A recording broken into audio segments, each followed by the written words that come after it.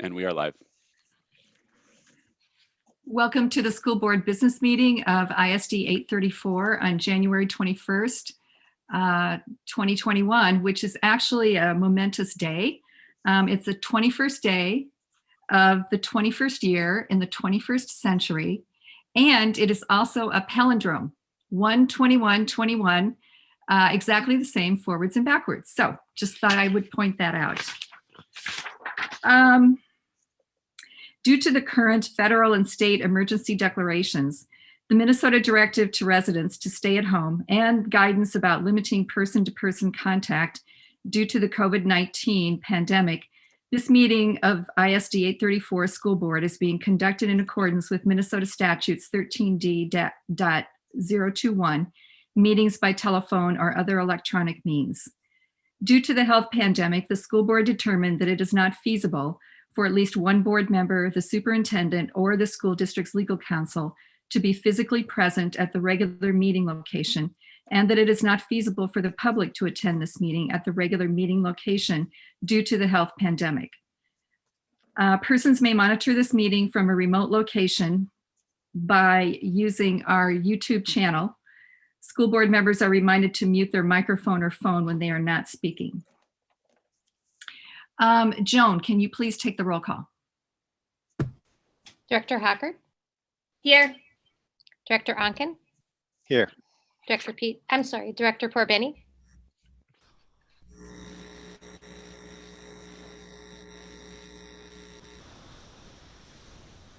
Director Porbenny? I think she's here, but she can't get her mic working. Okay. Director Riley? Here. Director Sherman? Here. Director Weisberg? Here. Chair Petrie? Here. Thank you, Do you have Joan. a quorum? Thank you. The next thing on our agenda is approval of the agenda. Would someone like to move? Problems with the audio. Would someone like to approve? Would someone like to move the approval of the agenda?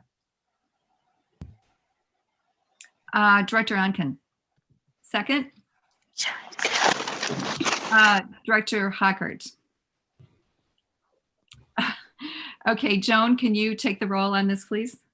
Director Hockert? Yes. Director Onken? Yes.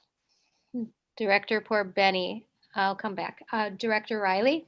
Yes. Director Sherman? Yes.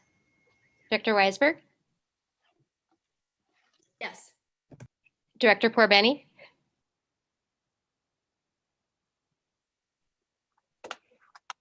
Annie, can you hear us? Can you hear us, Annie? I'm not quite sure. I can't hear you. I No, hope you guys can hear me. we're voting on the agenda, approval of the agenda. Or whatever it is, it's thumbs up for me because I can't hear you. So And Chair's I'm gonna Chair try Petrie. change this. Here. Or I'm sorry, yes. You have a 7-0 vote. Great. You have a unanimous vote. Thank you. Thank you, Joan. All right, next thing on our agenda is the superintendent's report.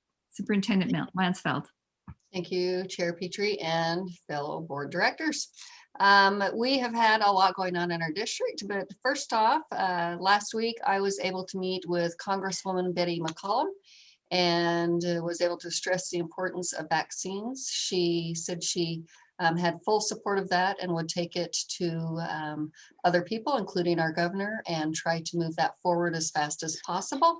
And then we did receive some great news this week that vaccines were arriving slowly, but they are arriving for our district staff. I will provide more information on that during an upcoming report. This week, this week I was able to go out and visit some sites. The first week of January, I was able to see 2 preschool programs at Stonebridge and Lily Lake. This week, I was able to drop by Afton Lakeland, Rutherford, Brookview and Anderson, as well as Lake Elmo. And the preschool students, they were engaged, a lot of smiling eyes because they did have, for the most part, have masks on, very active, and the teachers were doing a phenomenal job. I did have one little girl tell me that she had just turned 4 years old and she was a very old kid. It was fun to get out to see them. Also was able to visit the site-based programs at Stillwater Middle School and the high school, as well as Lisa Peterson's Stillwater Middle School class. Martin Luther King Jr. Day was this week, and they had a lesson on him and what it means to be a change agent. New website with our district. We launched a new website and we are excited to have it available for families and staff. If you are looking for something, please start with the search bar. 5 years ago, if something was there, it might not be there now. If you cannot find something, please contact our communications department and they will assist you. Next week is Paraprofessional Week. The week of January 25th through 31st is Paraprofessional Recognition Week. Paraprofessionals are individuals who work in a variety of positions in a school district. They have been on the front lines each and every day since the start of this pandemic, working with our students in childcare and other programs. Cannot say thank you enough for everything that our paraprofessionals do for our children and our schools. And finally, report cards will be coming out February 5th for the first semester, and teachers and students are wrapping things up now. With that, that's my report. Okay, thank you very much. So next we go to student reports. So Mara, looks like it's you tonight. Yeah, Bryn's having technical difficulties. I don't know if she's still in the waiting room, but I'm just going to get started. Okay. So we have a pretty long report for you tonight, but I'll start with the academics. So tomorrow is the last day of first semester, so students' classes will be switching next week. Yesterday, students received their schedules for the upcoming semester, which you can find on Skyward. Because people are beginning new classes, students should return their old textbooks and materials to the school and get the new ones that they need for their new classes, which you can find the schedule to pick those up in your email. Your books are still for sale, and on January 28th, the price will increase, so you want to buy one fast. And then I will move on to activities. So the Student Leadership Council has had numerous meetings this week to plan for their upcoming Racial Equity and Inclusion Conference that all Stillwater High School students will attend. Thanks to federal funding, all students under 18 years old eat free this entire school year, both at school and at home. No paperwork, no financial requirements. Make sure to take advantage of the free meals. It does not just benefit you and your family, it also helps the district receive additional funding. You can learn more about this at the new district website under Nutrition Services. And then be sure to watch the NHS Coffee House Community Talent Show tomorrow night at 7 p.m. The Zoom link is posted on the goponies.org website. NHS is also hosting a blood drive on February 19th, and registration for it will be open to the public on January 22nd. View the Stillwater Area High School newsletter for the week of January 11th for the link and code to sign up to donate blood. Our choirs have been hard at work practicing, and they will be videotaping concerts tomorrow. Valley Access will be sharing the performances with our community at a later date that has not yet been determined, but we will keep you updated. And that concludes the report for tonight. Okay, so Bryn, you did not have anything. Mara took care of it all. Is that the case? I'm sorry, guys, I just joined in. So yeah, I had technical difficulties, so I think Mara might have covered it, but I didn't because I just joined. So if you want to talk about sports, Bryn, you can do that. Okay, sorry about that, guys. So thanks, Mara. Tonight I will be talking about the sports at Stillwater. And so our wrestling team will take their undefeated record to Forest Lake tonight. And our girls basketball team is also undefeated with wins over Park and Eastridge, and they travel to Woodbury tomorrow. Girls hockey is 2-0 with wins over Forest Lake and Roseville. They will play White Bear Lake on Tuesday. Boys hockey is undefeated as well with a win over Park. They play Roseville tonight and travel to Mounds View on Saturday. Nordic Ski won their meet last week and competed against Irondale today. Boys basketball won their opener over Park last Friday and lost to East Ridge on Tuesday. They will play Woodbury tomorrow. Boys swim and dive opened their season tonight against Moundsview. Competitive dance competes for the first time in Forest Lake tonight. Gymnastics and both boys and girls alpine skiing will open their seasons next week. Lastly, we want to thank all of the parents who are helping with live streaming of almost all of our team athletic events for our fans to watch. For those in the public who are interested in viewing pony sports, go to the Ponies website and click on the link next to the scheduled game or contest. And that'll do it for tonight. Thanks, Bryn. Okay, the next item is recognition, and I will let Superintendent Lansfeld tell us about that. Hey, thank you, Chair Petrie and Board Directors. Tonight, we would like to recognize some basketball players at our Stillwater Area High School. We have Gianna Carr and Alexis Pratt, Anthony Ingram, and Samuel Jansky. I hope I said that last name correct. And Gianna, can you go ahead? And Gianna is a former student of mine from Lily Lake Elementary. So welcome. And we do have some coaches here too that I will go ahead and let them introduce their name after the students introduce themselves and the squad that you coach. So let's start with the girls. If you want to go ahead, Gianna, I'll let you start this off. If you can tell us your name, the year you are in high school, and any future plans. Hi, I'm Gianna. I'm a senior. I'm going to be going to Tennessee State, which is an HBCU school, on a full ride scholarship to play Division I basketball. Thank you, Gianna. Okay, Alexis.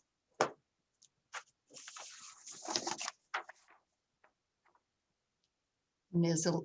Alexis, if you want to introduce yourself.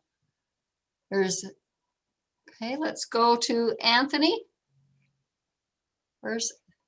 Hi, I'm Anthony Ingram here, and I'm a senior here at Stillwater High School. And right now, my plans for the future are I'm still waiting. I might play some baseball in college. I'm not too sure. Maybe in the MIAC or possibly at NDSU. I don't know. I'm waiting to hear back from the coach, but I'm looking to apply. I'm still waiting for some applications to get back from some colleges just for academics. But that's where I stand, still undecided. Thank you. And Samuel. I'm Sam. I'm going to be going to St. Olaf next year. It's a D3 school in the MIAC, and I'm going to be playing basketball there. So, Okay, thank you. And there's Alexis. Alexis? Hi. And what grade are you in, and any future plans? I'm a senior and I will be going to Nebraska, Omaha. Right now, I don't know what I want to study, but I will be thinking about it soon. Thank you so much. They have put in a lot of time and effort, and just truly appreciate everything that they've been doing and accomplishing. And Brady Hannigan, if you'd like to introduce yourself. Yeah, I'm Brady Hannigan, and I'm the head boys basketball coach and a social studies teacher at the high school. And it's just been, man, it's good to be back and playing basketball and coaching and seeing our guys and have just a little bit sense of normalcy. They've been great with everything we've been doing, staying safe. And so I'm excited for them to continue to be able to have that opportunity. Thank you. Willie Taylor. He's just joining us again, Melinda. He got kicked out and should be here in just a moment. Okay, we'll go to assistant head coach, Dean. If you'd like to introduce yourself. Dean Stambaugh. Good evening, everyone. Coach Dean Stambaugh. This is my fourth season with Coach Taylor at Stillwater, and very excited, as Coach Hannigan mentioned, the crazy pandemic, and to bring some normalcy, although, running up and down the floor with masks on isn't really normal. But our players they're really truly rising to the challenge, and we're grateful for every day, and we're going to just keep working hard. Thank you. And junior varsity coach, Andrea DeBoss. Hi, everyone. I'm actually married. I haven't changed my name yet, but I'm Coach Andrea Hubbard. I coach the junior varsity girls. fourth year coaching here in Minnesota, but this is my first year with Stillwater. And I've had an amazing time getting an opportunity to know Coach Taylor, Coach Stambaugh, and the girls, and I'm looking forward to this season. Thank you. B squad coach Tim Pepper. I saw him. Sorry. There he Yep. is. I don't think I can undo my video, but that's probably for the best anyways. But I am B squad coach. This is my first year at Stillwater. I've coached basketball for about 25 years in the state of Minnesota, so I'm excited to be at Stillwater. It's been a lot of fun to get back into the gym. The girls have been great. They're working hard, and I'm excited to get going with the season here. Thank you. Ninth grade coach Alex Magler. I don't know if I see you. Okay, let's go to ninth grade coach Dave Belkey. I don't know if they were able to make it. And Coach Willie Taylor, are you able to jump on? I'm here. I can't see my picture there, but you can hear me, correct? Can you hear me? Yes. Okay. Well, I've been at Stillwater for 6 years, and it's been the time of my life, a fun time. I've been treated great by Ricky Michael and Jackie Delahunt in the athletic office. It's been a fun time, and we're looking forward to have another great season this year. Thank you. Thank you, everybody, for coming. And again, I appreciate the coaches. I truly appreciate the students for coming tonight and sharing what they've been doing. And that is the end of our recognition. Thank you. Thank you. Thank you. Thank you all for coming. Thank you. Good night. Thank you and good night. Okay, the next item on our agenda is the consent agenda, and these are the items. Item A is minutes of January 7th, closed meeting. Item B, minutes of January 7th, business meeting. Item C, minutes of January 12th, special meeting. Item D, disbursement register. Item E, accept gifts and donations, November and December. Item F, treasurers and collateral report, June to December. And item G, human resources personnel report.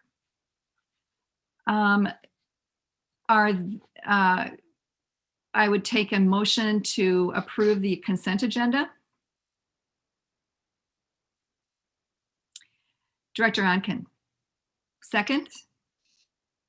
Director Sherman. Any discussion? Okay, Joan, could you take the roll, please?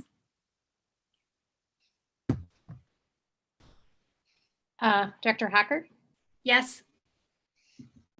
Director Onken, Yes. Director Porbeni, Yes. Director Riley, Yes. Director Sherman, Director Weisberg, Yes. and Chair Petrie. Yes. You have a 7-0 vote. Thank you, Joan. Next, we move on to reports. And the first one is a report by Superintendent Lansfeld about the On the Dial Learning Update.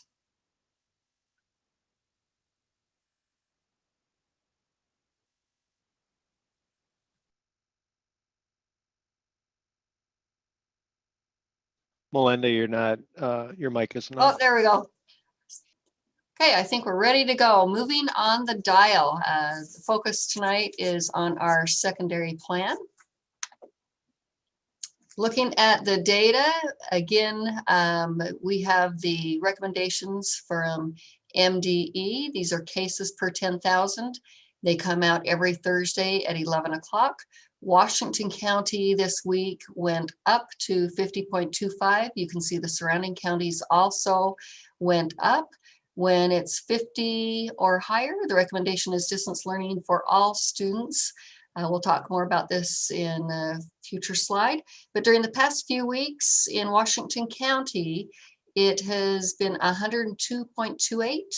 Then it went to 68.73, 44.45, 41.92, and now it went back up slightly to 50.25, just to give you an idea of where the county case rate has been. This is the Washington County dashboard, and you can see little over 20,000 cases confirmed. That's cumulative. 910 cases hospitalized, 194 cases in the ICU, and 230 deaths in Washington County. If you look at the chart, the green dots show the cases that they've been tracking per 10,000. The blue lines, they show the prison. When the prison had the outbreak, they pulled out the data to show the difference without the prison data in it. It went all the way up to 159 cases per 10,000 at the height. And now, as of the last time they posted was December 27th, it was at 41.84. Right, this is from the University of Minnesota, and these are the daily COVID rates by county. Washington County, if you see, has been very high in November, started to go down. And right now it is shifting slightly upward and downward, 42.3 by the county, and by the district it's at 40.8. The purple lines and the blue diamonds show the forecast. And again, by county, you can take a look. Most of the communities within our county are now in orange. A few weeks back, everything was in red, which orange is good news. And it's just kind of teetering right in there. We're hoping with more and more vaccines coming out that it will continue to go down. We'll be monitoring this closely.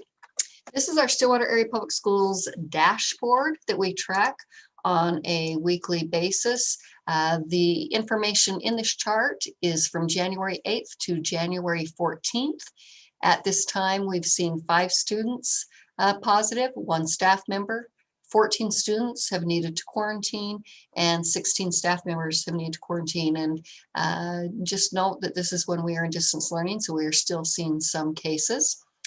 Cumulative cases since the start of the year, 186 positive cases for students, 104 positive cases for staff, and the total number of cumulative exposed quarantine since the start of the school year, 2,645 students and 529 staff. This is out on our website. The link is there, but people can go and check that on a regular basis. Okay, this has been wonderful, wonderful news. We received a call from the state Monday morning, and the governor made an announcement in the afternoon. We do have a beginning pilot program.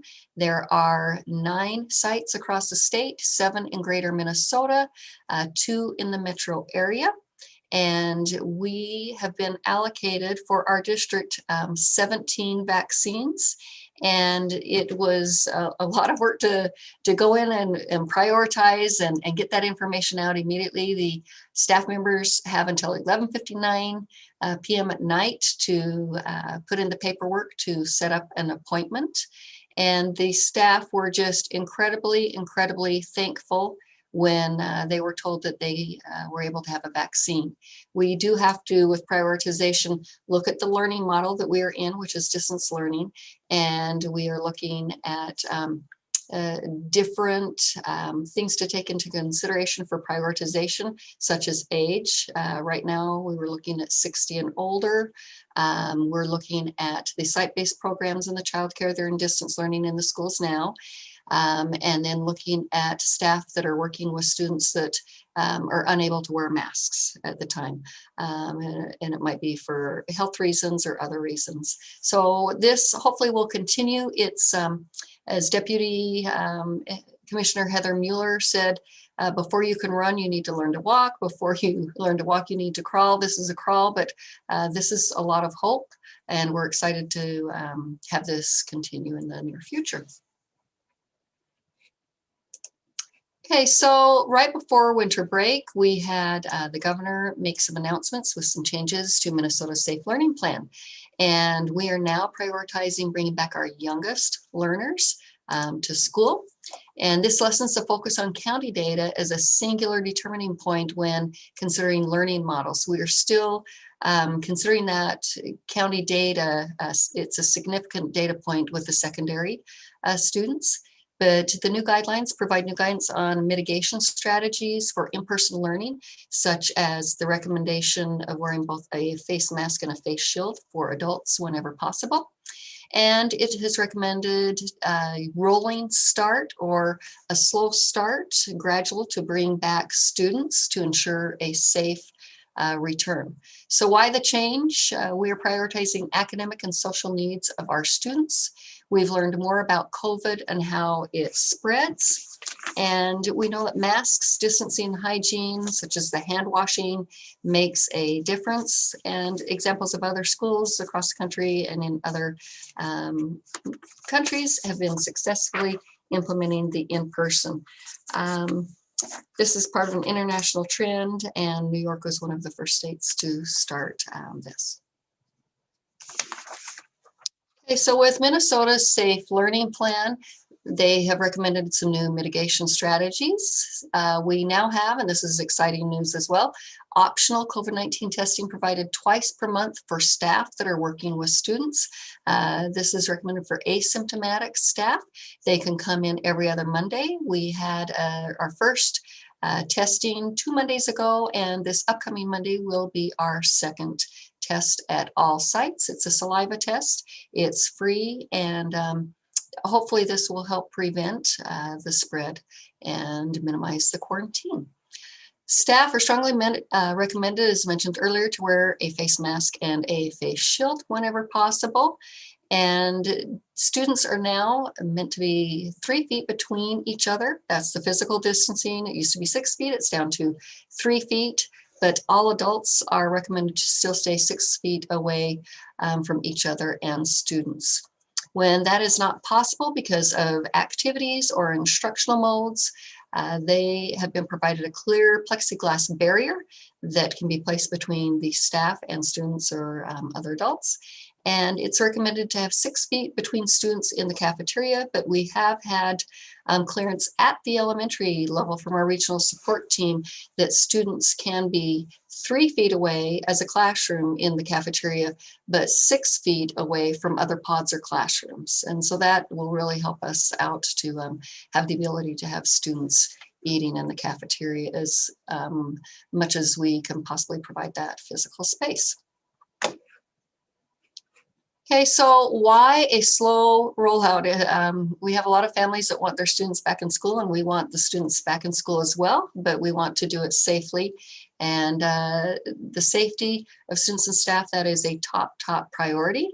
We are prioritizing the youngest and most dependent learners to come back first, as outlined by the updated Minnesota School Safe Learning Plan. We are addressing operational staffing capacity. That's what closed a few schools down before winter break and ultimately closed down our district because of the inability to sufficiently staff. We want to avoid the hybrid learning model, and we realized doing the hybrid, it's meant to be a short bridge between the in-person and the distance learning, but it provides some significant barriers for a lot of our students. It was not consistent. The asynchronous learning days going back and forth, we found that students a lot of times were not engaged on those days like they are with the consistent model of in-person or distance learning. And it was difficult for the students. And then would like to know also the workload for teachers. We heard 70 plus hours in a week sometimes to run that hybrid model. So we'd like to stay in person or distance as much as possible. Also, consistency. We want to minimize going back and forth. We would really not like to see students come back and then immediately have to go back into distance learning. So we want to do this slowly and thoughtfully. We also want to align with grading periods at the high school. A number of the metro area districts in our area are on a trimester grading period that ends and a new one starts back up on March 15th. Our district is on a semester grading period, and that starts on April 5th. We'll talk more about that, but that is a critical point to take into consideration. We also want to monitor COVID-19 infection rates and quarantines to make sure that it's in check and we can sufficiently staff. Also, the vaccine rollout, we'll continue to monitor that, and we need those needles in arms to have staff and students feeling safe at school. So safety considerations, the exposure potential of staff and students. We do know that at the elementary level, it's much easier to contain classrooms or pods of students, but at the secondary level, they have multiple classes. They're in the hallway switching periods, and they have the ability to be much more mobile, especially with the driver's licenses. So a lot more potential for exposure at the secondary level, and we do know the spread rate is higher.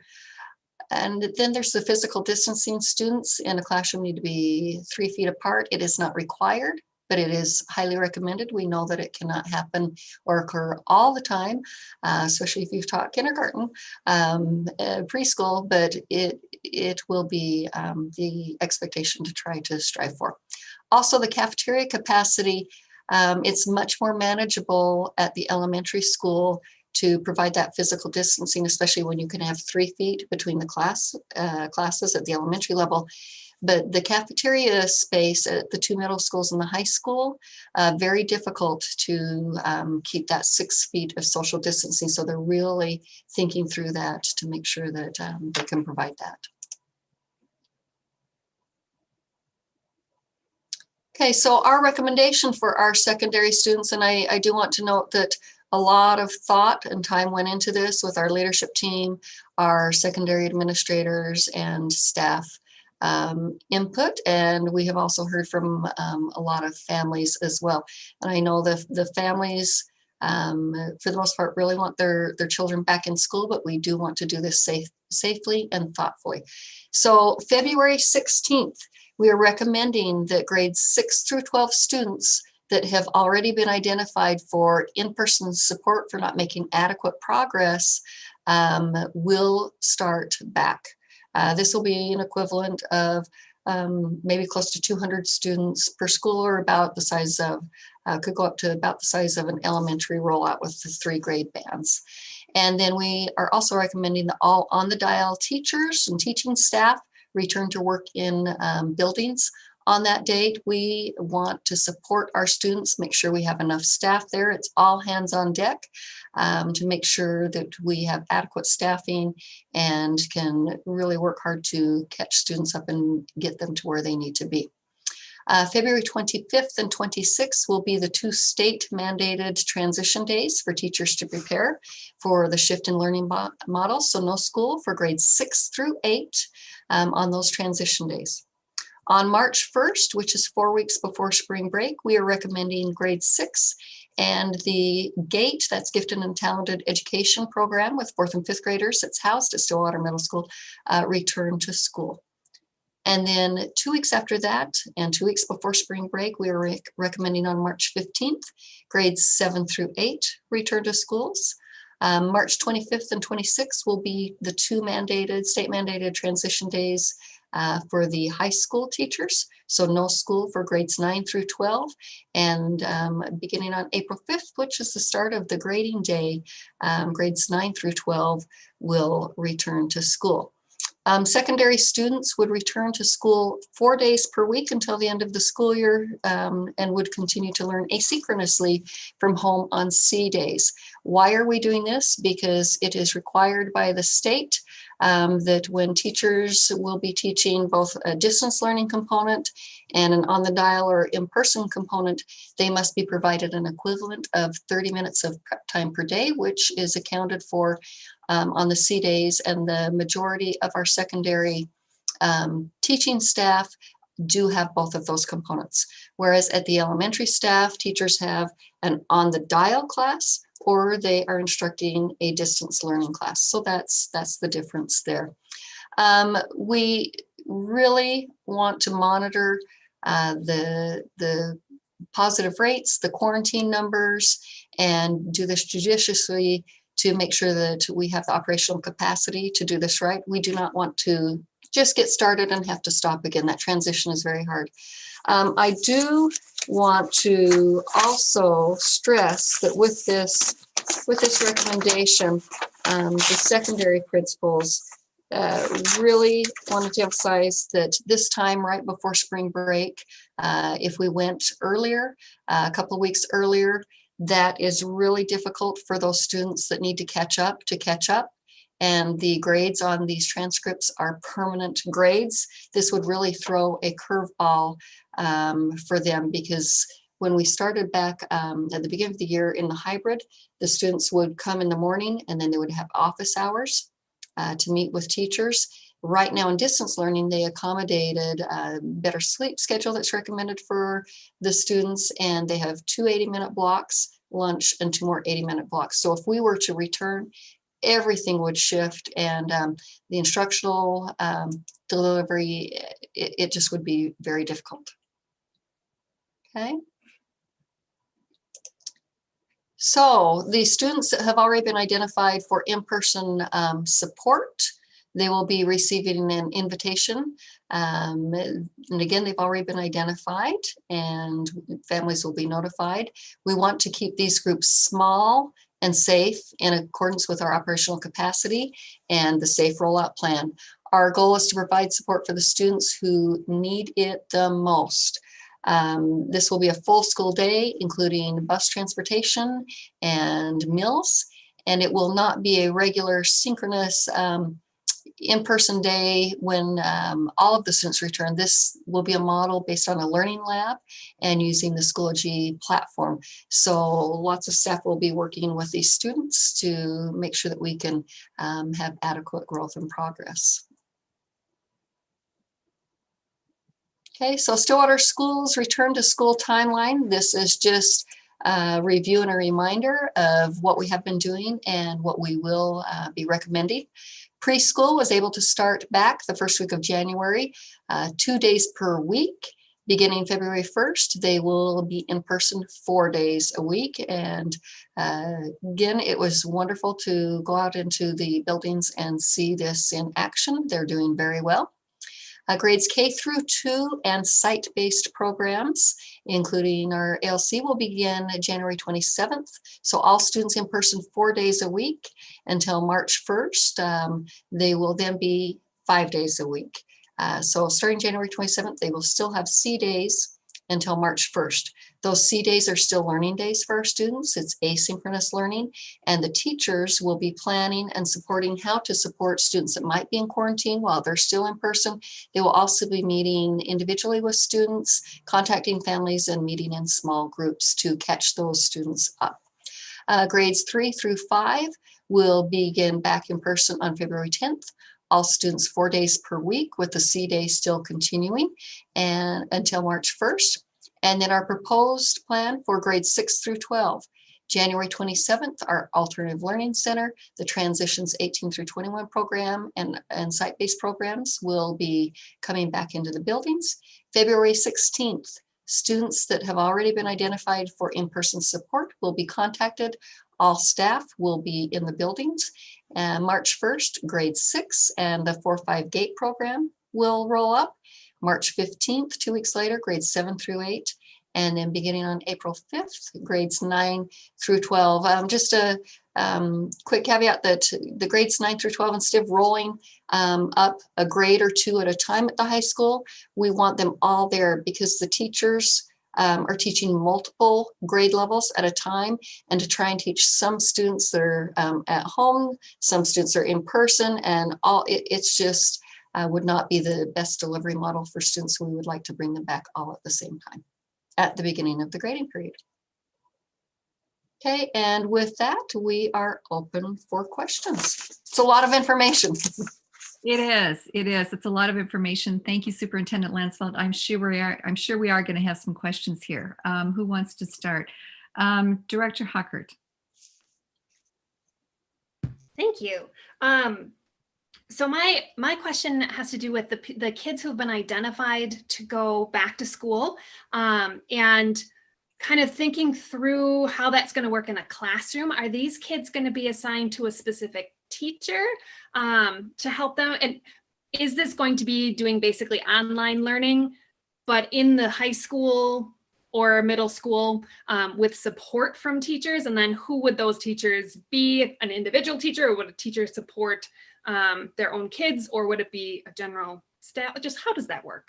Yeah, great question, Director Hockert. I am going to turn the time over to Dr. Cherry. Thank you, Superintendent Lansfeld. Members of the board, Director Hockert, excellent question. We will maintain our online delivery model through the entire term. So all of our courses are set up in Schoology. The students would continue to maintain their existing teachers and would continue to be provided their entire instruction with the rest of their peers in their courses. So they would follow along in Schoology and continue to maintain their schedule. The thing that would be different, or that extra layer of support of being on person, is to be working closely with a support network of individuals in the school site. So for example, the student would be in a classroom working with a para and other educators on their specific individualized learning needs. We would be able to provide that extra layer of support that students would need in order to continue to make progress in their courses. Okay, thank you. Director Weisberg. Thank you. Could you explain one more time, Melinda, why we are going to do away with C days for elementary teachers in March, but not secondary teachers? Yes, of course. So the elementary teachers are assigned to a classroom. So they either teach an on-the-dial classroom, which they move with the students, whether they are in person, hybrid, or distance learning. So they are with them the entire time. The secondary teachers, a large majority of them, high percentage of them, they will be teaching a distance learning component, as well as an on-the-dial or in-person hybrid component at the same time. When that happens, the state is requiring school districts to provide an equivalent of an extra 30 minutes of prep per day, which is accounted for and allowed for by doing a C day. The one exception that we do have at the elementary level will be the specialists. They do have an online or distance learning and an on the dial. So within their schedule, they are provided 40 minutes a day on top of a 30-minute prep time to account for that online or distance learning component. So are there not going to be families that are still going to choose distance for their elementary students? Oh yes, we still have them, and the distance learning teachers that are with them are still with them. And that's all they're teaching is distance learning. Okay, thank you. Director Sherman. I just wanted, just for the community's sake, and I know that I had asked this question earlier, but the identification of students, can you explain a little bit more, Superintendent, just how we had talked about the different reasons why someone might be identified, that it's not necessarily only academics, that there's a social emotional component to that as well? Counselors, teachers, administrators have identified these students as academic, social, and emotional. And just because a student might have an IEP does not necessarily mean that they will be identified, because they might be making adequate progress. Some students that have speech only, for instance, might not be identified for extra support. So it's all on an individual basis, and these students have already been receiving like replacement courses. They already have gone through a lot of other interventions before they get to that point. And I don't know if Dr. Cherry wants to add anything else to that. I will just add that the students who are being identified would be going through our support system. So we use multi-tiered systems of support to provide those additional supports for students who are identified due to, like you said, academic, social, emotional needs, students specifically who aren't making progress in their courses on pace with their peers. At our high school, we have our BAR program that does a lot of this work that happens. And so by being able to provide some in-person support for our students, we think that we'll be able to provide a better network of supports so that they can continue to progress.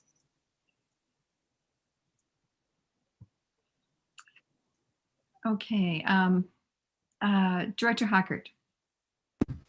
Thanks. I believe in the presentation at Superintendent Lansfeld, you mentioned that the staff is going to all be going back in February. Is that the whole staff, like all middle school teachers, all high school teachers? And then are they going to be delivering their content from their classrooms? And for me, my initial consideration with this is, aren't the adults the issue in spreading the disease?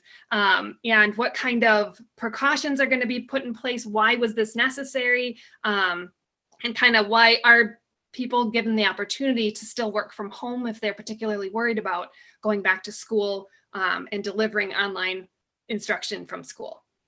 Okay, so all of the distance learning teachers that are currently full distance learning, they have the opportunity to work or house out of Oak Park, or they're at home. On the dial, teachers were asking, and on the dial staff, to be in the buildings beginning February 16th to support all of our students. We feel that this is one of the reasons we're doing a slow rollout.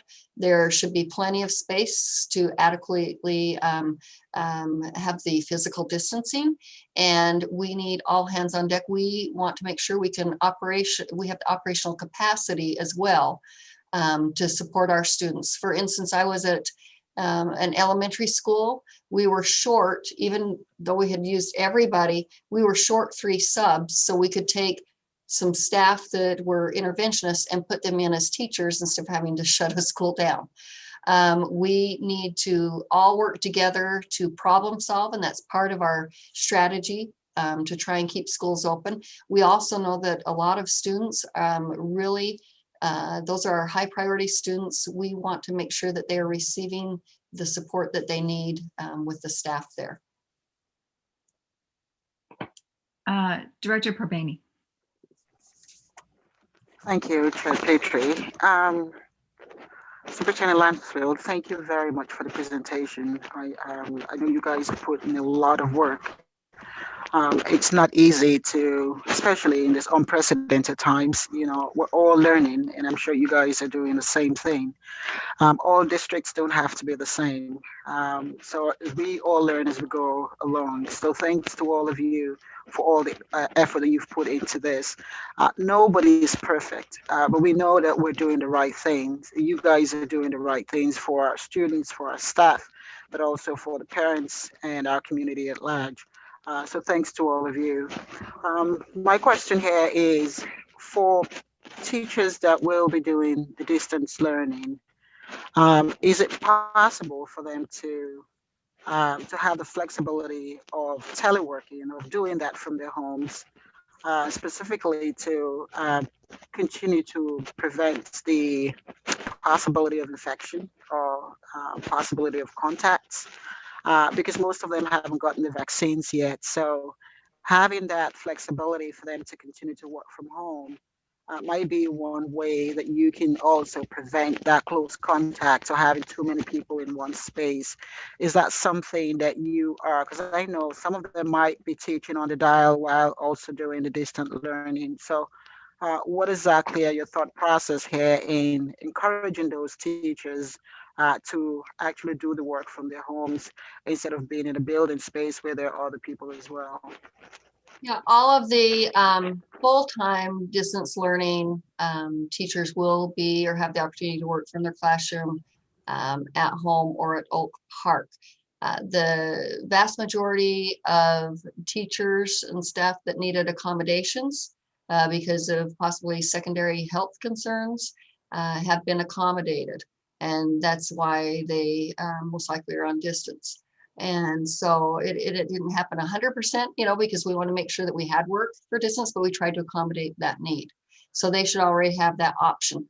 For on the dial teachers, the C day will still be an option at the secondary and at the elementary. We will not have students in the building on C days. So they do have that opportunity to be home and work from a distance on that day. But we just truly thought that we do need the staff back in the building, and it's just a good thing to support our students, because I'll put operational capacity up there right now. We need people to help fill in and cover. Just as a reminder, we had assistant principal from the high school, Matt Kraft, teaching kindergarten and media. And this is, then everybody gets behind. We need to work together as a group to make sure we can do this. Because again, we don't want to go back and forth between the learning models. We know that transition is very difficult for our students. It's also not easy for our staff to do. And we do want the vaccine here. It has arrived, and we are hoping that that can speed up. Okay. I had a question since nobody else is raising their hand right now. So you're going to be bringing the teachers back into the buildings in February. I was wondering if you gave any thought to bringing GATE back at that same time, as long as you're going to have the teachers in the buildings. I know that the elementary schools the elementary students otherwise will have been back a little while at that point. I was just wondering if you had thought about that.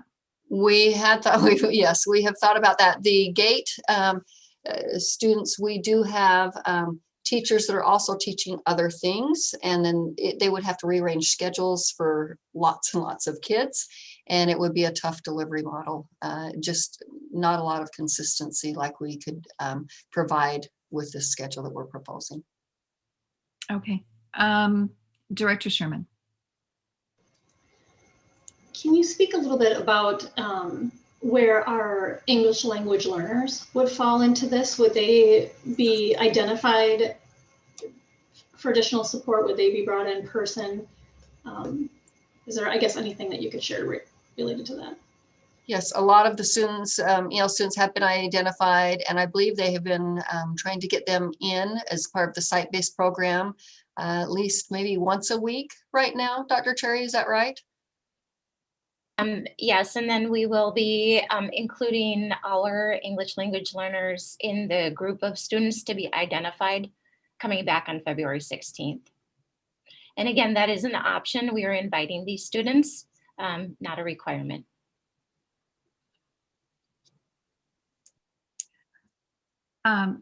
Mara. Yeah, I was actually wondering mostly for high school students, when you say we'd be returning for a full day, is that the regular 7:40 to 2:10 we had in previous years, or is it like the 7:40 to 12:20 we had in the fall? Correct, with the office hours in the afternoon. Just the same as the hybrid model. Superintendent Lansfeld, can you talk a little bit about what that's going to look like in the high school? I know that, I wonder if classes are going to be a little smaller because there are students who have chosen online only, from the very beginning of the school year. Are classes going to be a little bit more sparse? What's it going to look like in the cafeteria? Are you still trying to work those details out? What is it actually going to look like? Because all students will be coming back now. This is not a hybrid model. What's it going to be like in a typical classroom in the high school? Yeah, and Dr. Cherry, I'll let you take that. I'll take that one. Chair Petrie, the families will have another opportunity to identify the learning model for their students before we come back fourth quarter. Students have at the elementary, what we've seen is not a whole lot of transition in learning model choices by families. And we will provide our secondary families that same option. but we'll have to see as we get there. We have had about, correct me if I'm wrong, Melinda, 25% or so of our students in distance learning, 100% online. And so if you think about that in a normal classroom of 35 students with 25% of them missing, it does look like there are fewer students in a class, but that's, we still have to see what that's going to look like. Yeah, it's ranged from 25 to 27% in distance learning. Some of the classes at the high school, if you get some choir classes, other subject areas, the classes are larger. We're trying to problem solve with that, because with singing and some of the instruments, the Minnesota Safe Schools plan, it's 12 feet of distancing before you can do that. I wish nicer weather was here so we could do some of this outside and really spread out. But they are being very creative with that. It's a great group of instructors trying to come up with some different ways to provide high quality instruction and still have that physical distancing that they're highly recommending. I And the just cafeteria. wanted to, answer the second part of your question about the cafeteria. We do plan at the high school to maintain the same calendar or schedule, daily schedule, as we did in first and second quarter or first semester, where our students would have the blocks in the morning of their courses.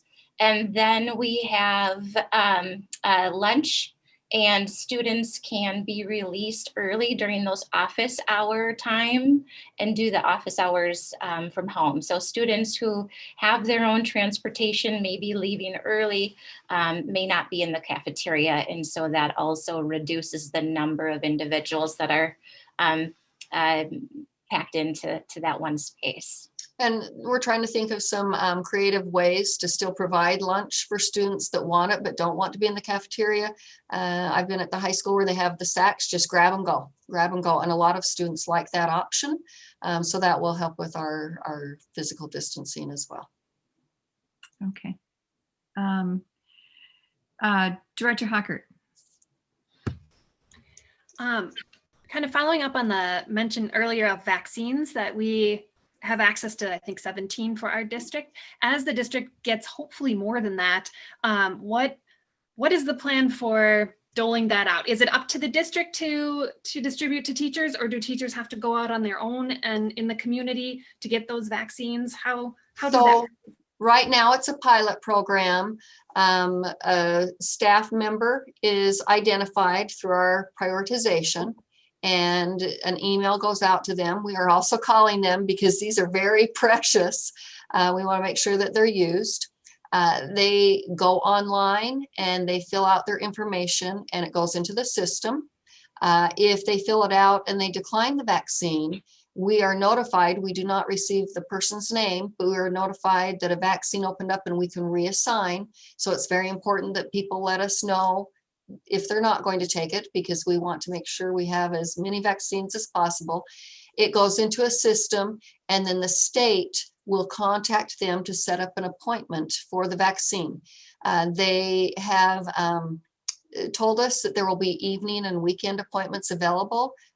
We have the 2 sites in the metro area at this time, and it's within so much driving time for everybody that they've looked at. And 21 days later, they can make an appointment for their second vaccine. Director Weisberg. Thank you. I know I'm in the minority here, and I have been for quite some time. I'm just extremely worried. I've attended every COVID meeting that I've been able to attend, including the sorcery solution meetings. And this is even more information than we talked about at our last meeting. So this is very new. I know we're not voting on this tonight, but I just don't quite understand how we can expect elementary teachers to not have a C day and other teachers have a C. I don't know how that's fair, and how, if that's something that the union has to get into. That just seems odd to me. This is the first time I've heard any of that. That bothers me. It bothers me that our specialists are going to have over 100, 200 students that they're going to be around. It bothers me that people are going to be on buses close together. I know that people keep saying the spread hasn't started in elementary schools, but we're now looking at record numbers of deaths every single day. And we're doing this at a time right when we have the opportunity to have whoever wants to get vaccinated, it's going to expand. I don't know why we want to jump the gun at this point and get people in buildings before people who want to be vaccinated have a chance to do that. I'm not going to belabor the point because I know we're not voting about it tonight, but this has me very worried. That's all I want to say. Thank you. Director Parmeni. Thank you, Chair Petrie. Director Weisberg, you're not alone. I think I'm also very concerned about the safety of all of our students, including our teachers. But we also understand that there's a necessity in terms of our students going back to the classroom. And I guess that's the reason why we have the options that we do have for most of our students to be there, and those who opt to have the distant learning, do the distance learning. So I'm with you, Director Weisberg, but I still believe that for most of our students that are in class, there is a need for that. There is a need for them to be there, and those that don't want to be on the dial can opt for the distant learning option. So those two options are there for us as parents and members of the community to choose from. Superintendent Lansfield, I wanted to ask the question, and I know that we have just 17 staff right now. We have over 500 staff in the district, but there's only 17 that have been chosen chosen for the first phase of the vaccine. Do our staff have the opportunity to also, if they don't want to use a state vaccine clinic, to use whatever other options they have, other alternatives? So they're free to use they have access to other opportunities to do that. Is that something that is communicated to the staff? And the question is, why just 17? I just wanted to just to provide some clarification as to, I know we talked about, 60 and above and all that, but over 500 staff, I was just wondering why 17? If I miss answer anything, let me know. And so the state said that the vaccines are coming in boxes with 975 vaccines per box, and they get distributed. And then they take all of the public and private charter schools in our state, and they divide them up based on the number of staff you have. For example, Stillwater has 17 vaccines allocated, and Anoka-Hennepin, which is, I think, one of the largest districts in the state, they received 80. Rosemont, Apple Valley, Egan, I believe they received 57. St. Croix Prep might have received 4 or 12 or something like that. So it's all based on how many staff you have. We actually have well over 1,000 staff in our district. And so to receive 17, it just, but it's a start. We do have some staff members that have tried to go outside of this system to sign up for a vaccine. They have had very not good. The systems are crashing. They're not able to sign up. I'm hoping that it gets better for people, but anyone can always go out and try to sign up. Right now it's the 65 and older that's really the priority. And then the educators are coming next, education staff. And this just isn't for teaching staff, it's for all staff in our district that are working with students. And so it's a pretty big number that we need to have vaccinated. Director Sherman. Thank you again for this presentation. It's a hard balancing act. I mean, I can't imagine. It's hard for the board. It's hard for staff. We're juggling the best interests of a lot of different stakeholders. I know there will be people upset on both sides. You're never going to make everyone happy. We have heard from people, from community members who really want their child back in school. And I think we hear a lot from those community members because the people that are in distance are very happy. They have self-selected distance, and so they're highly satisfied. I want to balance the safety and well-being of staff and students.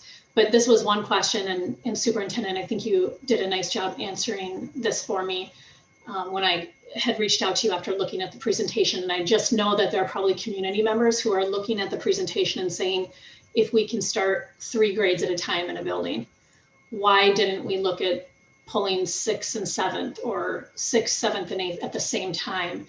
And I guess I want to ask those questions here and now because I know there are people in the community who will be thinking that. And so I just want to be as transparent as we can about those decisions and why they were made. Yeah, we want to do that slow rollout. We have prioritized students, and we will have a significant number of students in the building begin at the secondary level beginning February 16th. And while that's going on, we're going to have a lot of elementary students back in schools. By that time, everybody will be back. And we really want to make sure that it's safe. Again, at the secondary level, it's much more difficult to keep students contained. They're going back and forth between classes. And we want to make sure that we do this right. I did talk to the secondary principals again today. We've been having many, many conversations and working with everyone. That is the best recommendation because again, if we bring too many back, we could just shut it right back down again. And then we're back to here we go. You know, it's going to be a significant amount of time before we can shift back. Also at this time, the numbers, this is a projected and proposed plan. The county rate data is still an important factor when you're looking at secondary. Right now it's above 50. So if it was still above 50 and we hit that one of the dates for return at secondary, we're really going to have to scalpel the data, as they say, and make that decision. Do we really send them back on that day? Because that's a significant number. Director Riley. I think we have in our research that we found that it was more of an impact when we were at 80 than at 50. So I really don't want to delay sending kids back to school. As far as I'm concerned, I think it would be appropriate to tie 5th grade into the K2 rollout. I know the issue is having them in the same ends of the building. And if they're in different ends of the building, you're allowed to have more grades than those at one time. So like I said, I want to make sure that we're not slowing this any slower than it is because it already feels very, very, very slow. I understand, around the spring break and the complications all of this gets with moving kids back and forth and all, and I understand that the complexity of the high school with all of the different grade levels taking multiple teachers in mixed classes, but I would really love to see things sooner rather than later. I had a question about just I know that you mentioned earlier that the teachers have quite a tremendous workload. And I'm wondering if what you think is going to happen in the elementary schools when those students come back. Is that going to ease anything? Did you consider shortening the school day for elementary, just like you did with the high school? Was that under consideration at all? We took a lot into consideration. The C days was what was decided on, and then that keeps everybody's schedules consistent so we're not all over the place. And then you look at transportation, and we have to run within certain tiers, and so you have to kind of shift everybody or nobody in some of those tiers, and so that gets quite complex as well. Okay. Director Sherman. Just regarding the identification system for children that are in need academically or socially and emotionally, is there anything that I mean, if you feel like your child is in a bad spot, can you explain to the community what that process should be for engaging with staff, teach, does it start with teacher? Do you go to principal? I just think it would be, I don't want to lose track of people who are in distress for another, and I know that as a staff, you want to know who those children are. So what would be the proper process for community members? The students that have been identified have already had multiple interventions put in place. We have a system, it's called MTSS, or multi-tiered systems of support, where teachers gather, look at the data, and they're continually making decisions on how to support them. There are different tiers of support to graduate up. I would say when I receive an email from a family that's struggling, I want to know, have you contacted your child's teacher?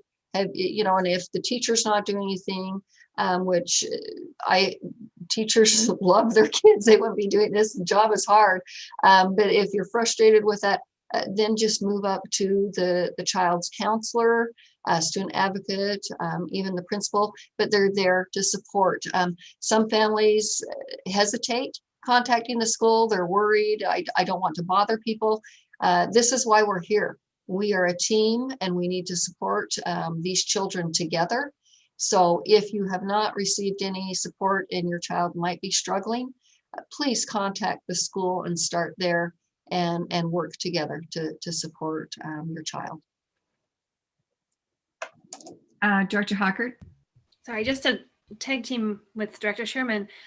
So would families have an opportunity? Is there room for more kids to be identified to come back in that earlier phase, or do we need to keep it under a certain number? And the district has identified the group, and we're going to have to work through other systems. Yes, we need it safe and we need it small. And if there haven't been interventions already started, there are different interventions besides bringing students back in person that can be started.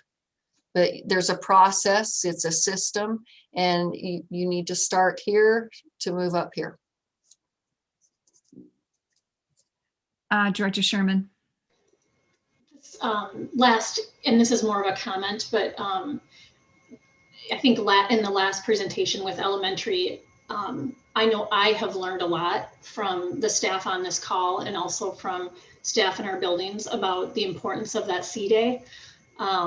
And so I just wanted to thank everyone on this call and staff who have taken the time to reach out to the board and really explain that. So I just wanted to make that comment. Okay. And if we need to reevaluate the C Day at the elementary level, we can always come back to the board. We can collect data and see how it's going. But thank you for allowing the elementary to have that up until March 1st.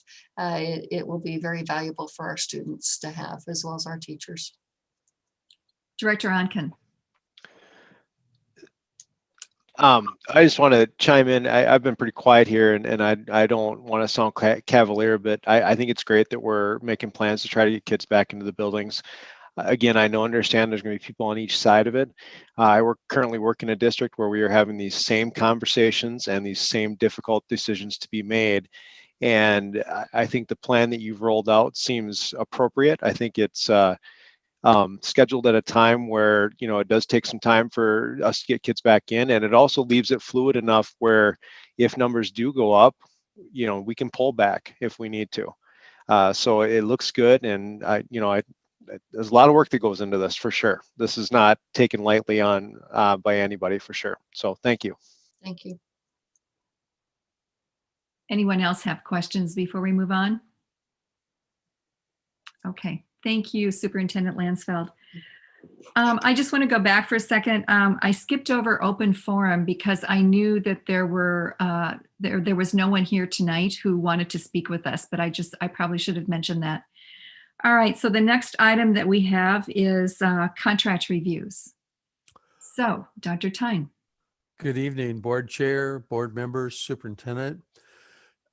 There's a process put in place by the district that reviews contracts that administrators have authority to approve. Tonight, there are 2 of those contracts which come before you.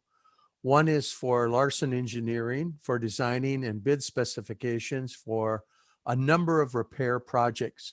Tony and Mark, plus the on-site staff members of operation and maintenance, review all of the sites to make sure that we're keeping the cracks and repairing the parking lots and the other projects such as sidewalk replacement. The other one is for Wold Engineering and roof replacement project at Oak Park, and it'll be done during the summer of 2021, and the estimated cost for engineering services will be $31,875. And I would stand for any questions that you have concerning those two contracts.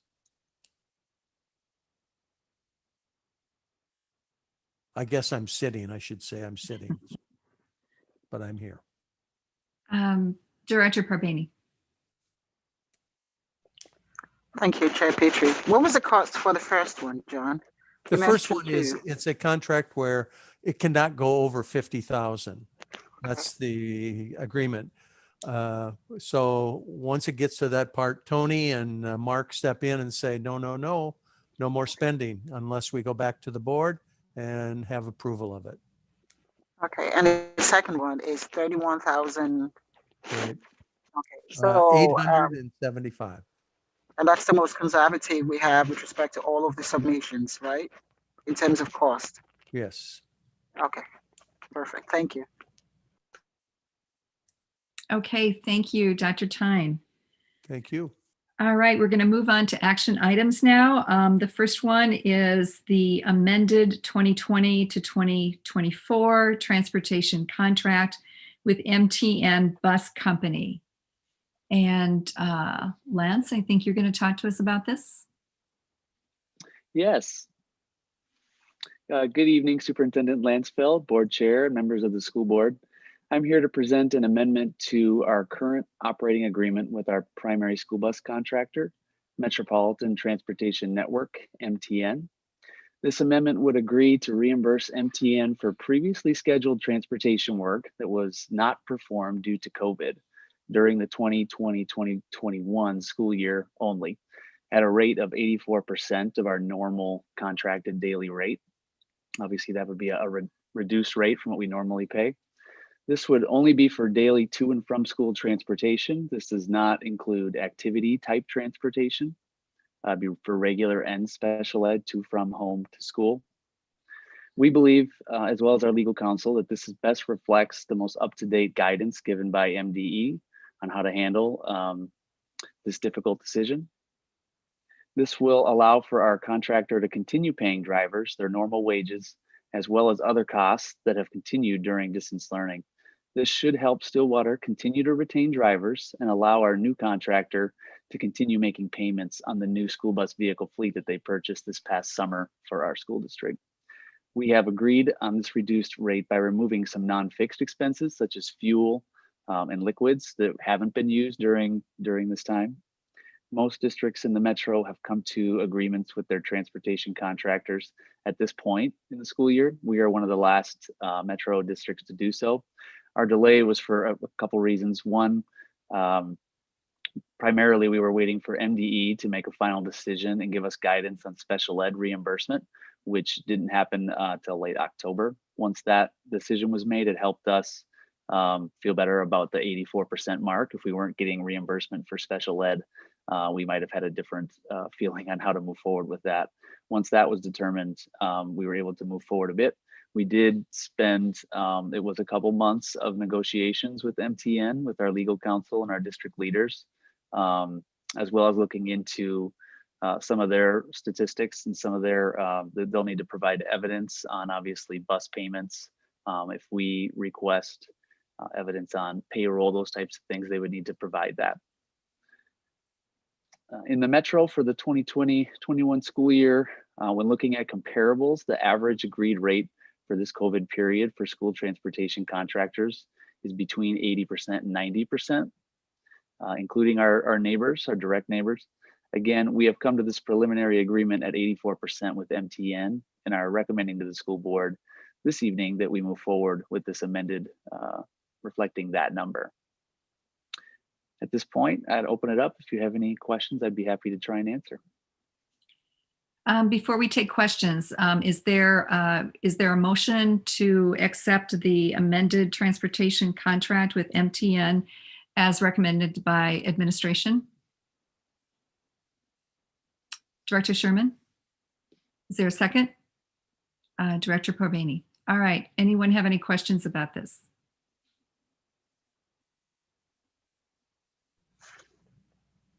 Director Corbani. Thank you for the presentation. What are we looking at in terms of savings as compared to the previous year? If Well, any?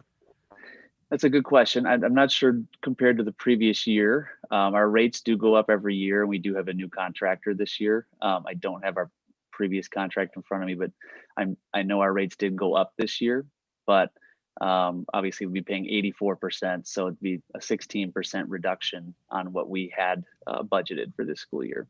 Great. So, That's what I it wanted is to hear. an actual savings from our budget, yes. That's what I wanted to hear. Thank you. Yep. Anyone else with questions? Director Hockert.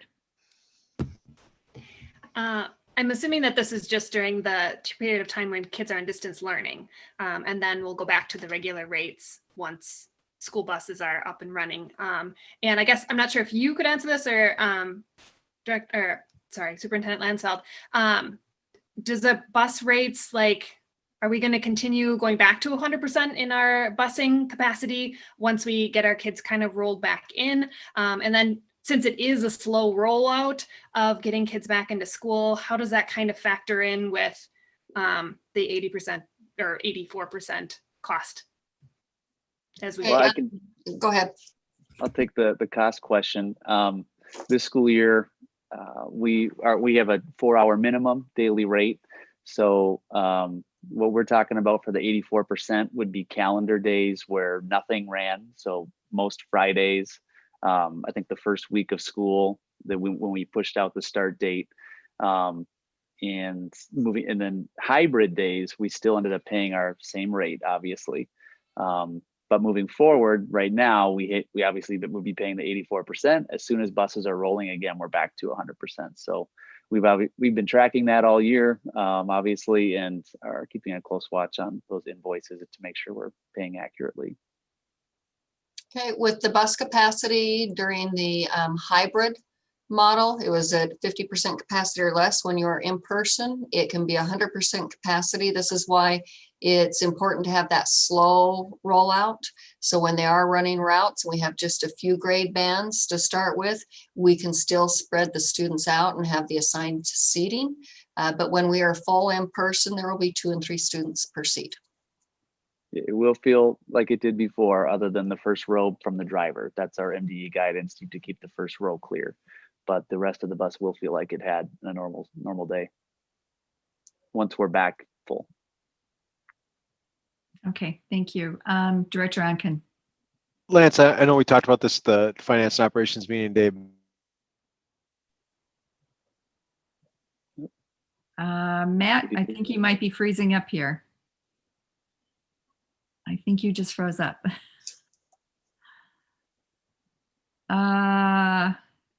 Okay, does anyone else have a question while we wait for Matt to come back in?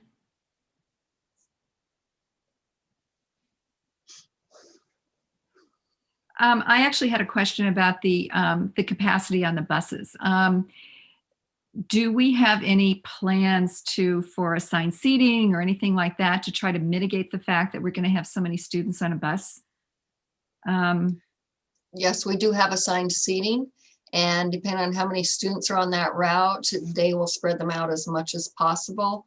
They do take attendance on the bus, so we know who has been on the bus in case there's a possible exposure. Okay, great. Thank you. Okay, it doesn't look like we have Matt back here yet. Yes, Dr. Cherry. Thank you, Chair Petrie. I just wanted to add one more comment about the buses when we return. I think our community needs to hear to bundle your kids up on the bus. We are planning to crack the windows And so it might get a little cold. And so make sure that our kiddos have their hats and mittens and are ready to just to experience a little bit more breeze than they're used to. Okay, thank you. Well, Matt has not come back on yet, but I think we will probably just go ahead and take our vote. And hopefully he'll be on any second now. Yeah, were there any other questions? Anyone else have any other questions on this topic? Okay, all right. Joan, would you like to take the roll, please? Director Hackert, Yes. Director Corbeni, Yes. Director Riley, Yes. Director Sherman, Yes. Director Weisberg, Chair Petrie. Yes. You have a 6-0 vote. Okay. Matt's back. Yes. You have a 7-0 vote. You have a unanimous vote. Thank you. Sorry, I got froze up there. My bad. We noticed. Did you have a question that you wanted to put forth, or are you going to let it go? Okay. All right. Sounds good. Sounds good. We're going to move on to the next item, which is long-term facility maintenance with the architect company Wold. And we'll have Mark Drummerhausen tell us about this. Good evening, Chair Petrie, members of the board. Today, administration is seeking approval for a proposal for Wold Architects to complete our architectural and engineering services for the upcoming summer's long-term facility and maintenance projects. The projects will replace facility finishes, mechanical systems, and plumbing fixtures. Wold Architects will create bidding specifications, drawings, approve submittals, issue change orders, certify payments, and monitor construction projects. We have projects at all of our schools except for Brookview, and a few minor projects at our early childhood building. So just to kind of get a flavor of what some of the projects are, at the high school, we're going to replace hallway ceiling and lighting, replace chalkboards at Afton Lakeland, Lily Lake, and Stillwater Middle School, replace 2 rooftop units at Anderson Elementary, paint and replace lighting and interior lighting and carpet in the interior circulation area at Rutherford Elementary, provide ADA restrooms in the lower level classrooms at Stonebridge, replace exterior parking lot lighting at Oakland Middle School, and then replace casework and sinks and plumbing in some of our classrooms at many of our schools. This is just a sampling of some of the projects that will take place this summer. This action item is part of the long-term facility maintenance. So Director Porbini, to go back to your question of the reports on the contract with Larson Engineering and the Wold, this is part of Wold's contract. The other one was the rooftop or partial rooftop, replacement at Oak Park. The reason they split it out is they're just different bidding timelines between the roof and some of these projects. So they split it out, but this is all under the long-term facility maintenance. Same thing with the Larson Engineering project. Those fall under our long-term facility maintenance project. So the projects for our long-term facility maintenance are approved every year in the summer. So they were approved at the June 25th board meeting. And this action item is just for Wold's approval for doing their part in this. And then we talked about some of the bidding. So some of these projects are going to be bid out because of the scope and size. Some will not, but the ones that are bid out, we will come back to you with those bids and who bid on those projects, what the prices were, what the lowest responsible bidder was, and those sorts of things as we go along. So just in the timeline of projects with long-term facility maintenance, now we're starting to get into bidding season and creating specific projects and designs and drawings. So this is our approval of the Wold Architect contract for our summer's projects. So with that, I will open it up to any questions or comments that you may have. Okay, can we get a motion to approve the architect fees for the long-term facility maintenance projects for this summer? Director Sherman, is there a second? Director Hockert. Okay, any questions on this? All right, seeing none, we'll ask, Director Porbeni. Sorry, this might not necessarily, Mark, I'm truly sorry about the question I'm about to ask. It might not be part of your plan, but it's been a concern of mine for so many, I would say so many months or years. Um, and again, this is definitely out of the question. So just kind of educate me here, um, because this is the first time I'm kind of being a part of the whole planning process in terms of how you make decisions. I'm not sure how you make decisions in terms of selections. But I will say this, and I will say this as a parent who's been in that building and how disturbed and concerned I was, and to see if it was something that you all actually also looked at.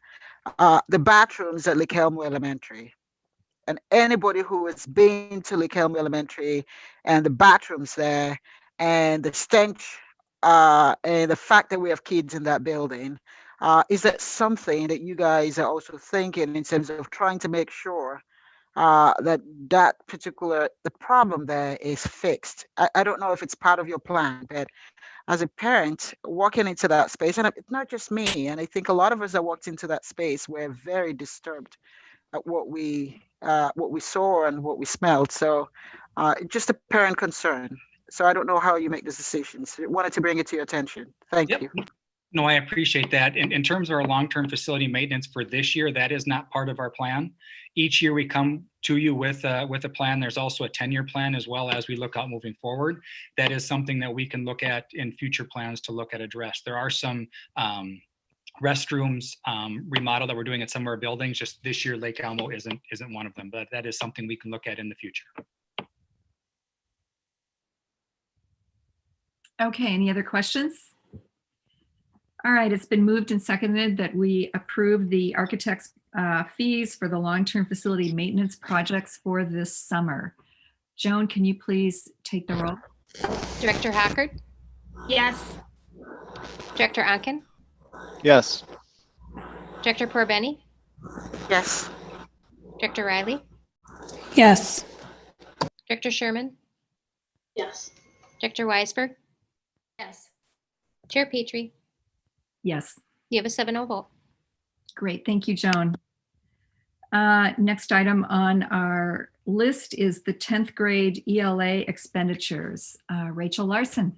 Thank you. Good evening, Board Chair Petrie, Vice Chair Sherman, Superintendent Lansfeld. I'm excited to be here tonight to be seeking your approval to spend money for 10th grade ELA curriculum and textbooks. As you may be aware, last year we started the approval of our secondary ELA curriculum review process. And so we are technically still in the first year of that. And so mid-year here, we have the opportunity to purchase the 10th grade curriculum. So before you tonight is an invoice for $61,479.24. This expense has already been budgeted and has been earmarked in the approval that the board made last year on January 23rd, 2020. So it will come out of fiscal year 21 funds, but it's already been earmarked and it brings no additional cost to the board whatsoever as it is deducted from the Learning and Innovation Curriculum Department budget.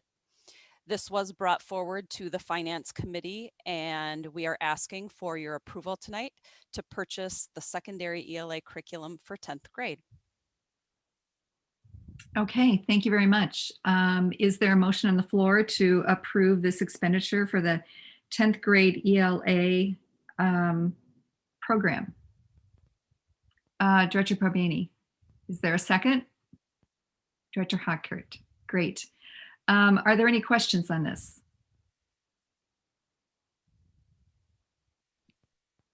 Okay, seeing none. We have a motion and a second on the floor to approve the 10th grade ELA expenditures. Joan, can you please take the roll? Director Hackert? Yes. Director Anken? Yes. Director Porbeni? Yes. Director Riley? Yes. Director Sherman? Yes. Director Weisberg? Yes. Chair Petrie? Yes. You have a 7-0 vote. Thank you, Joan. Thank you. Next on the item is the school calendar. We'll hear from Dr. Cherry. Thank you, Chair Petrie, Superintendent Lansfeld, all of the directors on the board.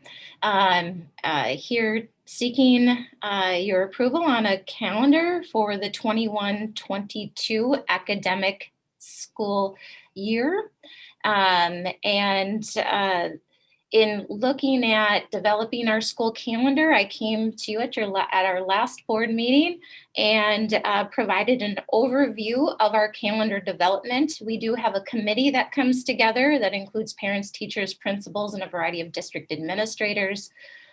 This team worked very hard in developing calendar options for the board to consider that met all of our district requirements. We analyzed a lot of information and were able to draft 2 options for the school board to consider. As we were developing these calendars, we did come to consensus on one of the options unanimously.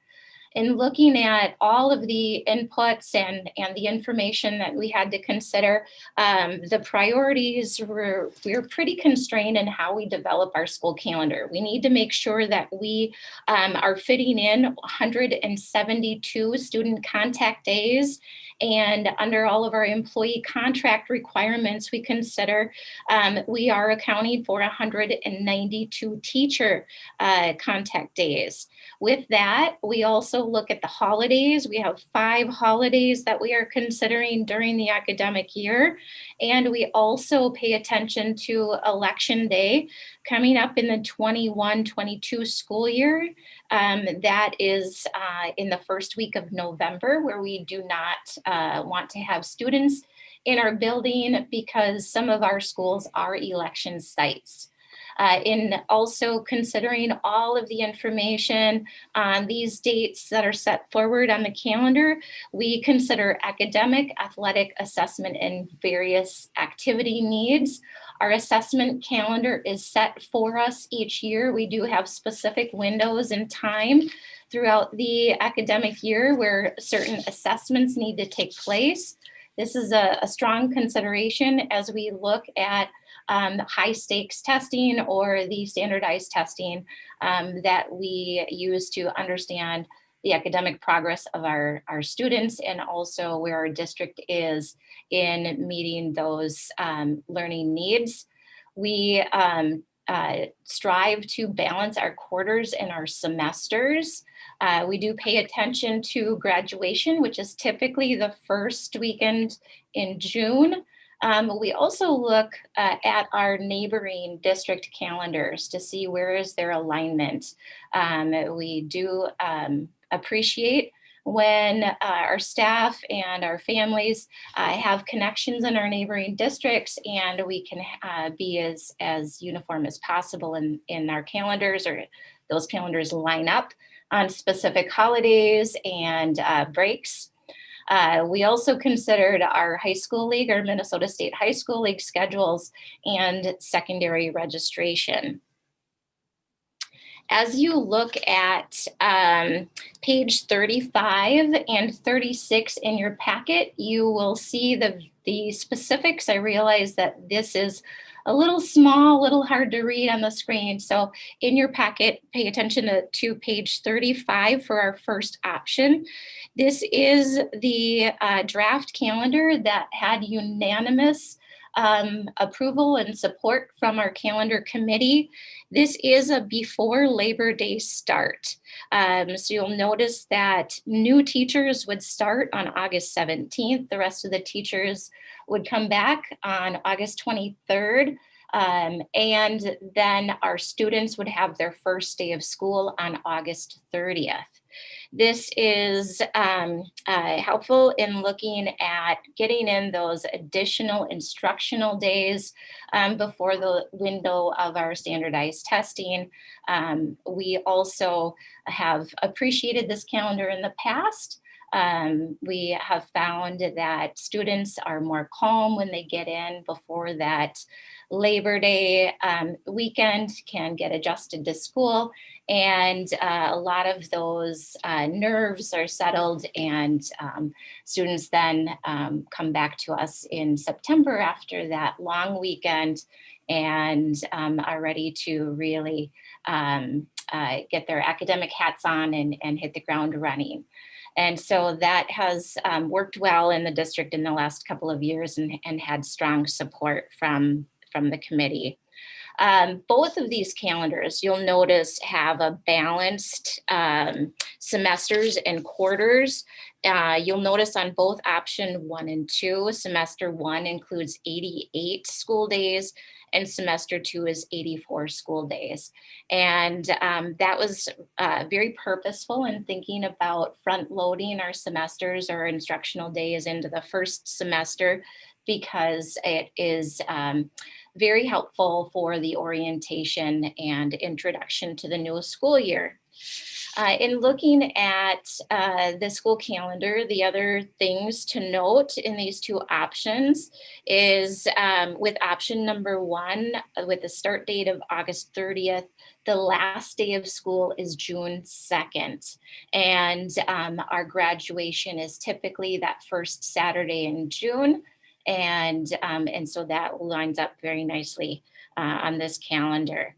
On both of these options, you'll notice that winter break and spring break are scheduled at the same time. Community members, parents, students have a lot of questions about how we decide when those breaks are, and it really just depends on how these dates fall on the calendar on each given year.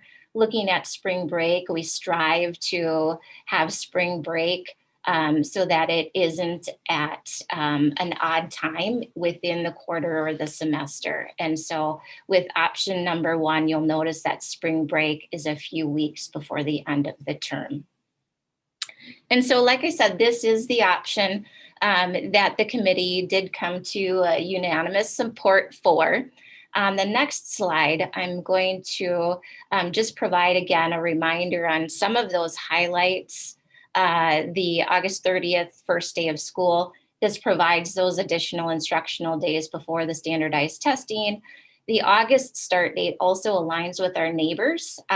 District 622 and District 833 both have August start dates. And so that would be similar to our neighbors.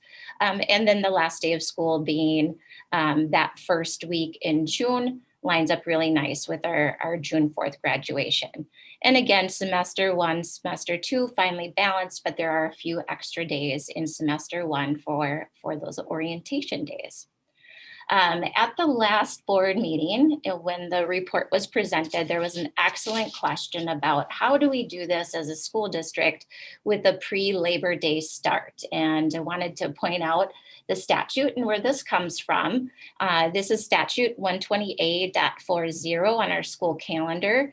And this does indicate that except for learning programs during flexible or summer or flexible learning programs, which are authorized, that school districts should be starting, they should not commence or start before Labor Day. And then there's some exceptions to the rule. And a district may begin the school year on any day before Labor Day to accommodate a construction or a remodeling project of $400,000 or more affecting a district school facility. This is the information that has been used in previous years to justify a pre-Labor Day start. When checking or digging just a little bit further into what does this mean, because the committee by no means was saying we have to do this to accommodate a construction project. It was more about the instructional needs and the academic and social emotional needs of our students and meeting those needs. It wasn't to accommodate a construction project. So I did a little bit more digging, contacted some individuals at the Department of Education to learn more about what does it mean to have a flexible learning year program and how do you get that authorized under this statute. So if you go to the next slide, you can see a little bit more information about that. There is a flexible learning year application that school districts may choose to apply to be approved for this. And the statute is listed here on the slide. And a district is authorized to evaluate, plan, and employ the use of a flexible learning year programs. It's anticipated that the open selection of the type of the learning, flexible learning year operation from a variety of alternatives will allow each district seeking to utilize this concept to suitably fulfill the educational needs of its pupils. And so there's some guidance that's offered in this application process.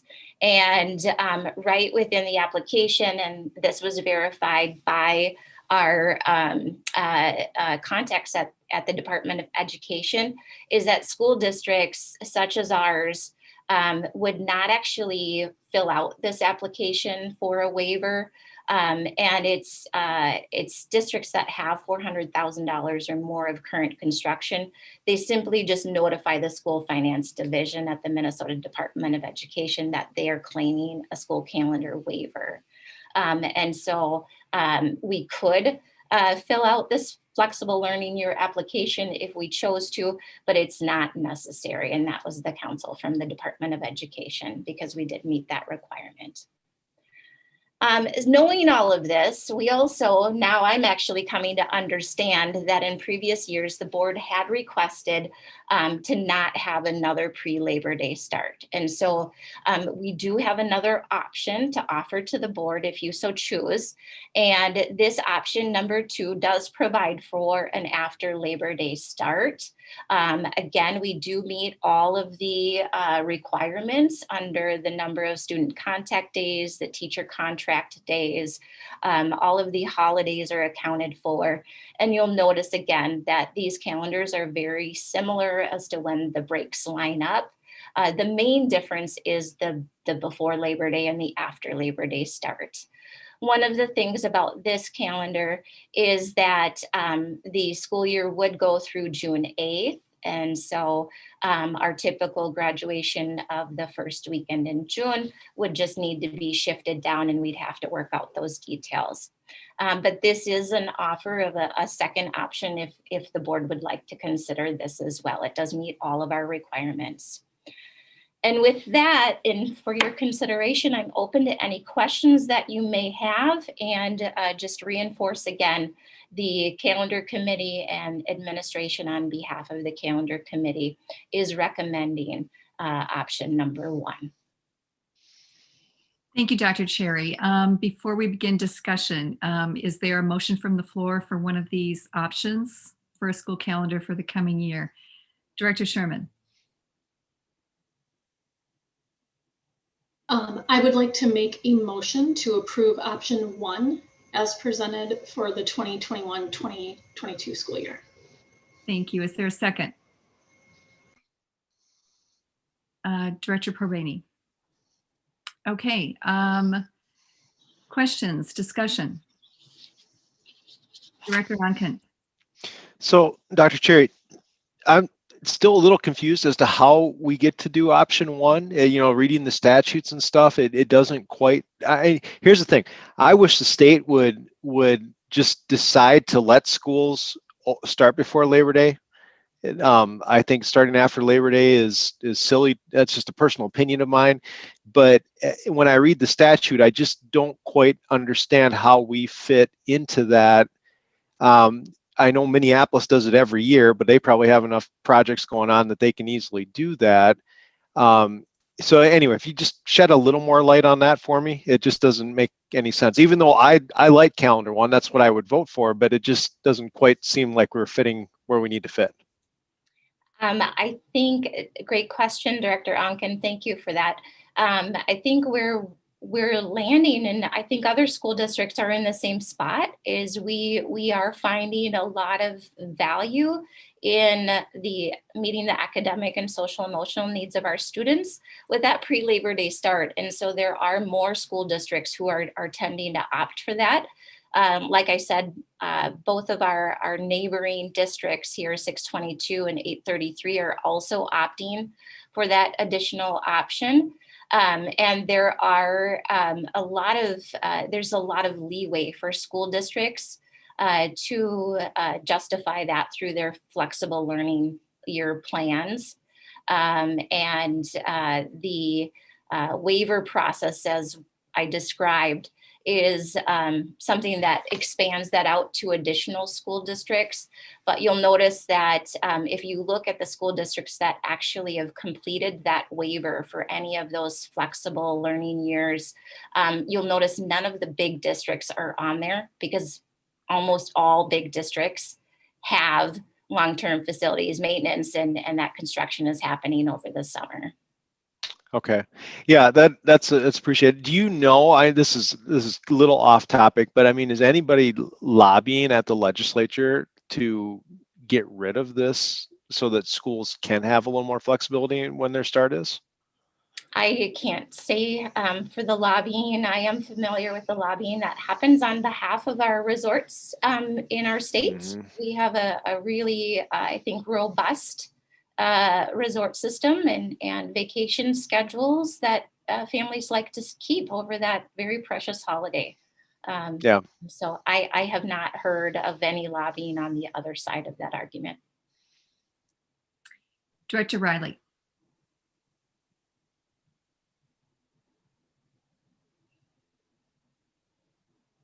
Director Riley, I think you're on mute still.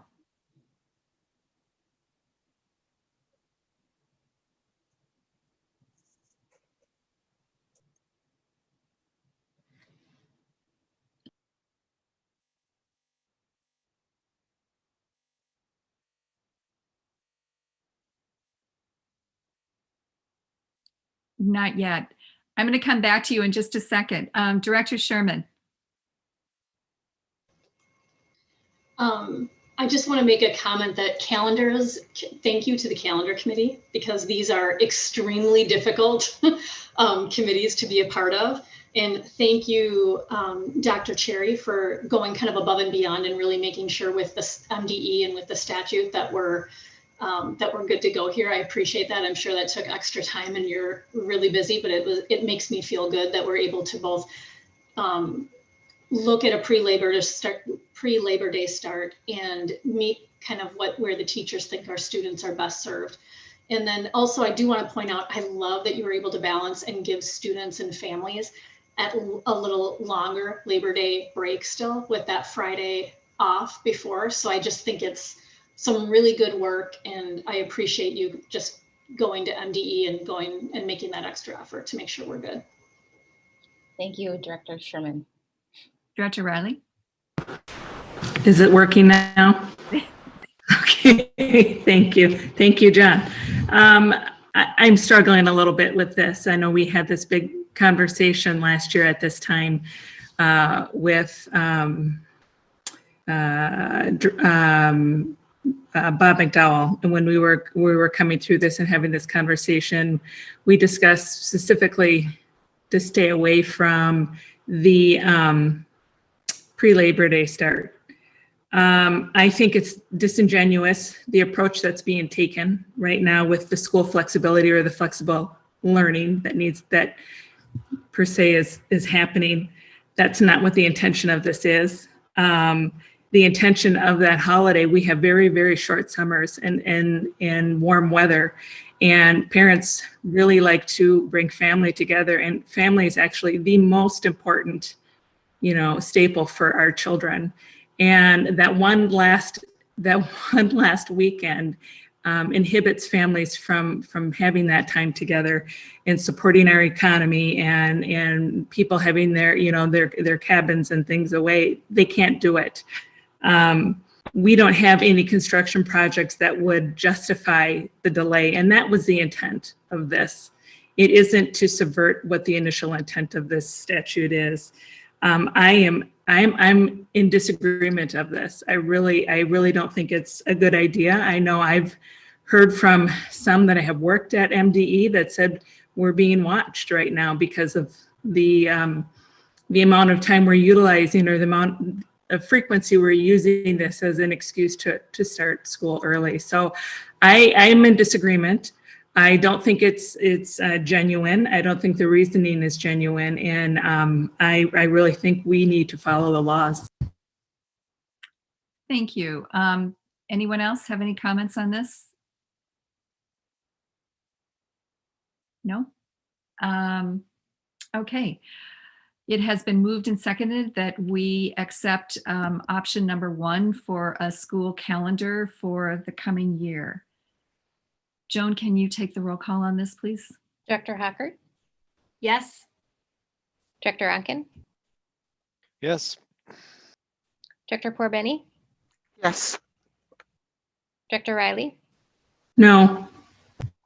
Director Sherman, Yes. Director Weisberg, No. Chair Petrie. Yes. You have a 5-2 vote. Motion passes. Thank you, Joan. Next item on our agenda are the school board committee assignments and working groups for this year. I had asked board members to give me preferences at the last meeting, and I made these assignments for the school board representatives to the various organizations, also the school board subcommittees. And we also have liaisons to the various schools, buildings in the district. So this list is contained in the packet for anyone to see, and I'm sure that it will be on the website shortly. Is there a motion on the floor to accept these assignments for 2021? Director Onken, is there a second? Director Sherman. Any discussion? Director Porbeni? No? Okay, no. Changed your mind.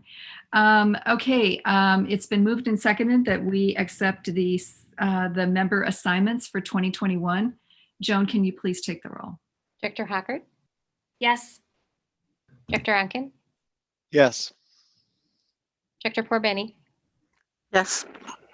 Director Riley, Yes. Director Sherman, Yes. Director Weisberg, Chair Petrie. Yes. You have a 7-0 vote. Thank you, Joan. Okay, we move on to board member reports. First one is board chair report. I have nothing for tonight. The working group reports, we haven't actually met yet. So unless someone has something to bring up, I don't believe we would. Okay, Director Onken. Do you want to talk about the chiller for the Finance and Operations Committee? It's not a big deal, but okay, go ahead. It was brought up. We had a Finance and Operations Committee meeting today, right before this meeting, and one thing that was brought up is one of the chillers at the high school. I think it was. I'm assuming this has got to be an air conditioning unit. Is what I'm going with. That's the extent of my HVAC knowledge. Is in need of refurbishment. They're not replacing it, but they are looking to refurbish it, to overhaul it, so to speak. So we probably will see a request coming from the long-term maintenance facilities funding to take care of that within the next year. So that's all I got to report. Okay, thank you. So moving on, board member reports. Anyone have anything? Director Weisberg. Thank you. I apologize. I was going to do this at the beginning of our meeting, but for some reason, every time I scrolled past, I could not find it. I just would like to acknowledge some retirements that we have tonight that were that are pretty substantial. Deborah Gray is retiring after 20 years from Stillwater High School. Robert McGinnis is retiring as a custodian from Stonebridge, also after 20 years. Michelle Pentland is retiring after 28 years from Lily Lake. Susan Traxler, also from Lily Lake, is retiring after 34 years. And I just wanted to say congratulations to all those people and thank you for your service in this district. Years ago, I had a good friend who retired, actually 4 years ago. I had a good friend who retired, and her letter from the district actually said, "Dear retired employee." And so I hope that that's not happening anymore. But I just wanted to say congratulations to all these wonderful people, and thank you for serving our district. That's it. Well said, Director Weisberg, and thank you for saying that. Anyone else have anything that they would like to say? No? Okay, this meeting is adjourned. Thank you.